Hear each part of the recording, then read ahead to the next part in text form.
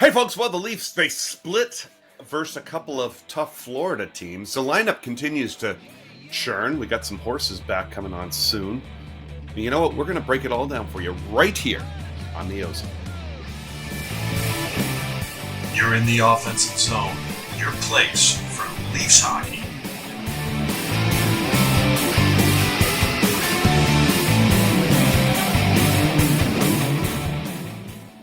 Hey, folks. Welcome to the OZone. That's Coach. We love you, KD. I'm the Devo. We're here to talk all things Leafs. I'm coming to you from downtown Canada, Coach. Spring-like Toronto. What and where are you? I heard you might have some snow on the ground, Devo. Maybe I was misinformed. Misinformed. Maybe where good. some folks live. Maybe where Paul Marner lives, not here. Yeah. Well, it's all sunshine there now. We'll get into that. I'm at the international headquarters in London, and Friday night, Leafs are 7 games to play. So I thought I'd drink a little. Yeah, why not? Why not? We'll get into where that angst meter is. We're getting pretty close. All right, folks. We're going to hit you with the drills. All right? Hit subscribe. Ring the bell. You'll never miss any content. Too many of you haven't actually done that. That's crazy. Ring the bell. All right, folks? Like and share the video. Help spread the word, particularly before the playoffs. You want to get all your friends and family up to speed on things. And lastly, leave a comment. Helps us get better. We always get back to it. And we take it seriously. Okay, Coach. Leafs played a couple teams from Florida. I would say overall they dominated 3 of those 6 periods. And they went 1-1. What did you see? Yeah, I think that's pretty fair, Devo. Overall, I love the game from Florida. I love the effort. Look, you knew Florida was going to push back in the third, 5-1, and you don't want to kind of run it up. But hey, and so Florida comes back a bit. Maybe that's not so bad. Maybe having an empty net for number 34 to shoot at turned out not to be so bad. But in all seriousness, it's looking more and more like that's who we get in the first round. So going up 5-1 was fantastic, I thought. Look, hey, and the reason why it's likely Florida, I'm concerned if I'm a Florida fan. 3-6-1 in their last 10. Not really good, not really dangerous. And I'm not sure their goaltending was great. I know Bobrovsky pulled after 2 periods in that game. Obviously, that was a big part of their run.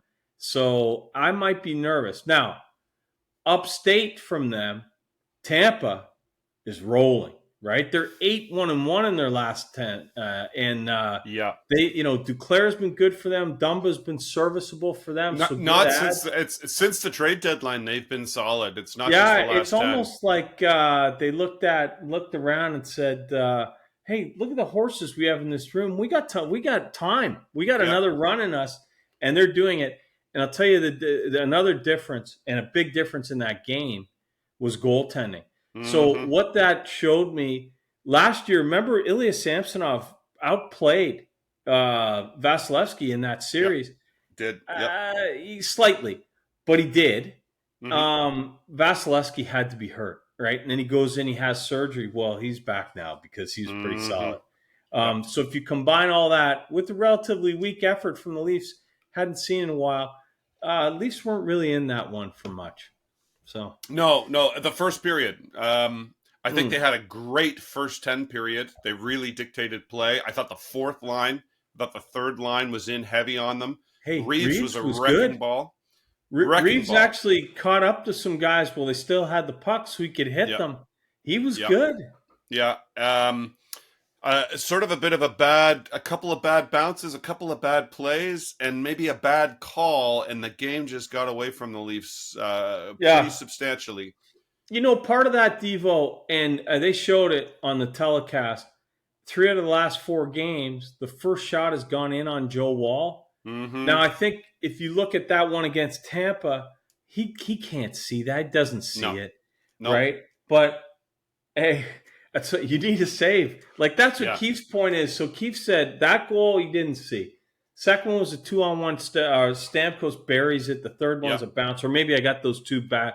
No, but I think he said, look, you need to save on one of those. Yeah. And Joe Wall early in the year was giving us a save. Now it's Samsonov that's giving Yeah. us a save in those situations. Yeah. I know we'll get back into goaltending Yeah. probably a little bit later on. Coach, I wanted to hit you up about a few things. Geez, Morgan Riley comes back and they lose again. I mean, you got to feel sorry for the guy. Every time he's out, the Leafs play great when he's gone, and then he comes back and it's lackluster effort or something goes wrong. Anyways, back versus the Bolts. We know what happened. But we know he's going to play in the postseason. He's a lock. Edmondson is still out. But I'm assuming, even though we haven't seen a lot of him, I'm assuming he plays in the postseason for sure. What do you make of the back end? Who's going to play? Who sits in the first round? It's starting to get crowded, right? Yeah. Before I get into the D, isn't that interesting? We didn't touch on it because it was a little bit off cycle for us, but Riley has nothing but great things to say about the team playing well when he's out, right? Nothing but great things to say. Marner, they ask him about his injury, and he goes off on some kind of tangent about, did you see that? You guys are going to say what you're going to say. It doesn't affect us guys in the room. The guy's just like, all he asked was, how's your ankle? Yeah, how Come you doing? on, man. Are you excited to get back? Right. So, I don't get it. Marner's out there, and he is the type of guy that would be upset that they went on a tear with him out.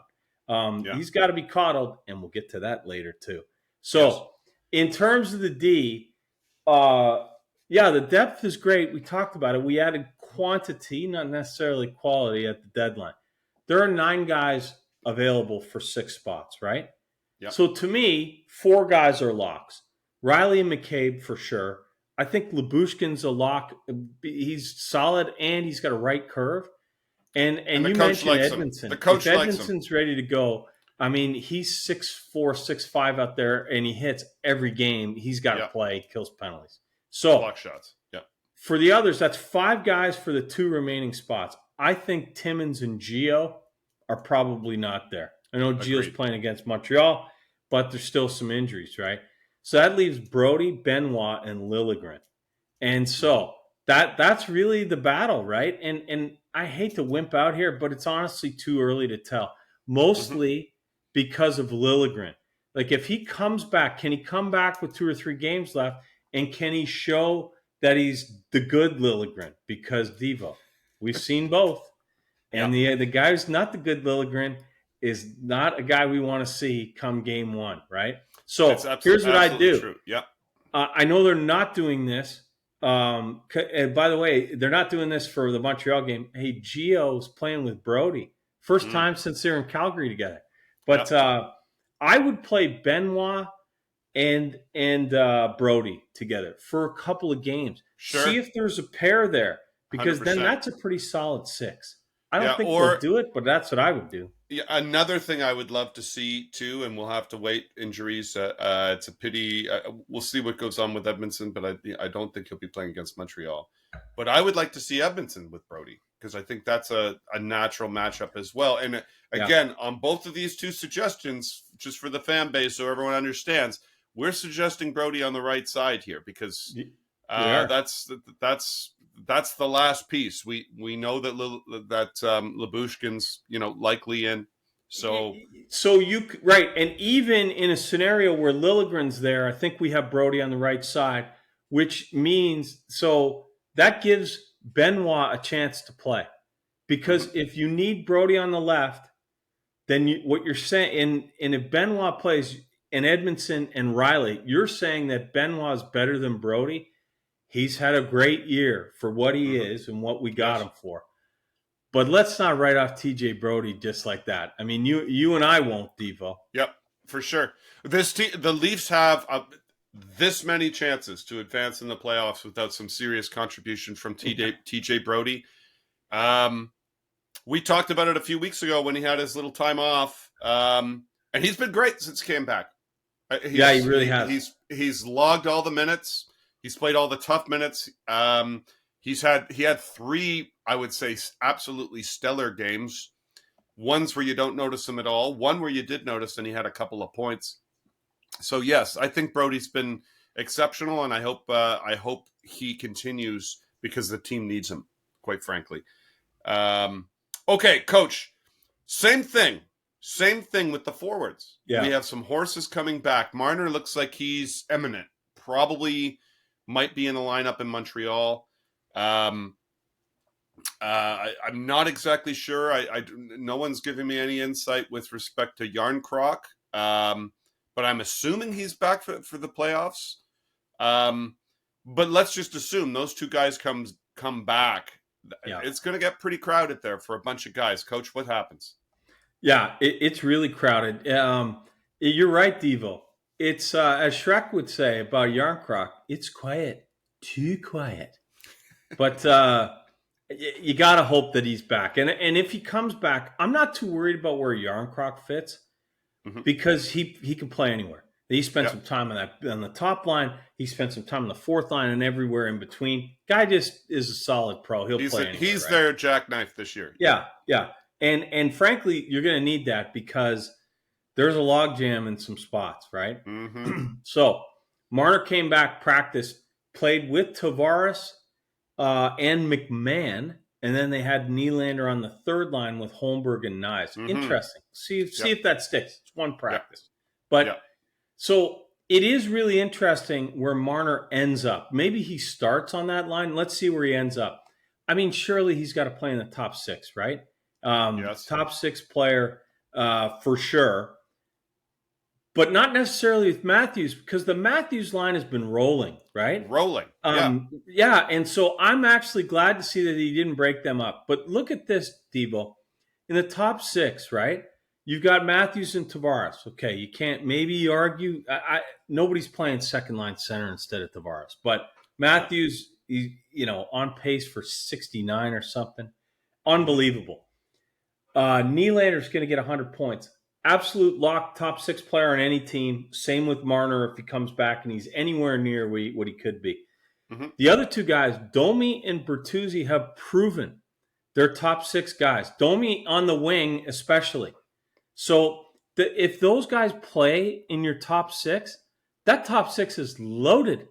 Yeah. It stacks up well with anybody. So that kind of informs your question, right? If that's the top, if those six guys are locks to play in game one, then there's a bunch of guys, I think 9 guys for 6 spots. So there's McMahon, Matthew Nyes, Yarncroc, who we talked about, and Camp. Yep. Those guys are locks for 4 of the 6 spots. Yep. Here's the problem. Only one of those guys is a center. Yes. So who plays the other center spot? You've only got 2 spots left, right? Here's the guys that are in contention. Dewar, Nick Robertson, Pontus Holmberg, Noah Gregor, and Ryan Reeves. I'll tell you what, if Reeves plays the way he plays against Tampa, he might have one of those spots. Yeah. So what do? They're all wingers except for Pontus Holmberg. Pontus has to play. Pontus Holmberg plays just because he's a center. Yeah. Well, that and he's got the name Pontus, which always would help. It's a fantastic name. Yeah. I agree. I've kind of done the math as well, and unless Domi falls out and becomes the third line center, which I don't think is ideal based on matchups and defensive alignments. Right. But if that were to happen, that is the only scenario I can see where Holmberg is not in the lineup. So I think what we're really talking about is there's one spot. Yeah, there's one. Well, so is it Reeves? I mean, my goodness. Are you so Nick Robertson's a lightning rod within the fan base? I think he's on the outside looking in. I don't think there's any question about that. But I'll tell you what, Connor Dewar's been pretty good, and he's a penalty killer. Yep. That puts him on the outside looking in. Could he play center? But you don't really want to play a guy who's a winger, try him at center in the playoffs. Like this is something to watch in the last 7 games here. How this shakes agreed. Out. Yeah, really I think you're exactly right. I think these guys are not just auditioning for a spot. I think they're auditioning for, second and third fiddle in a lot of ways, because I think Keefe is going to go into this with an alignment of his bottom six, where if he's finding after a game or two that they're not generating offense, Robinson's going to move in.